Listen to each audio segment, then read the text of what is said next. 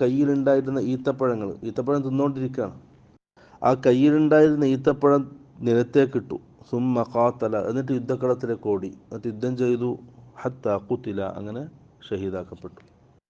അഥവാ നന്മയിൽ ഒട്ടും വൈകിയിട്ടില്ല.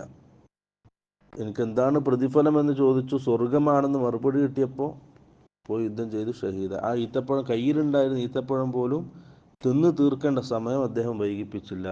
അതാണ് ഈ ഹദീസ് നമുക്ക് മനസ്സിലാകുന്നത്. രണ്ടാമത്തെ ഒരു ഹദീസ് അനസ് റളിയല്ലാഹു അൻഹു ഉദ്ധരിക്കുന്ന ഹദീസാണ്. റസൂൽ സല്ലല്ലാഹു അലൈഹി വസല്ലം അഖദ സൈഫൻ യൗമ ഉഹുദിൻ, ഉഹുദിന്റെ ദിവസം റസൂൽ സല്ലല്ലാഹു അലൈഹി വസല്ലം ഒരു വാളെടുത്തു.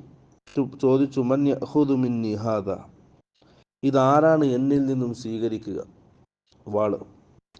ഫബസതു ഐദിയഹും കുല്ലു ഇൻസാനിൻ മിൻഹും യഖൂലു അന അന, സഹാബാക്കൾ ഒന്നടങ്കം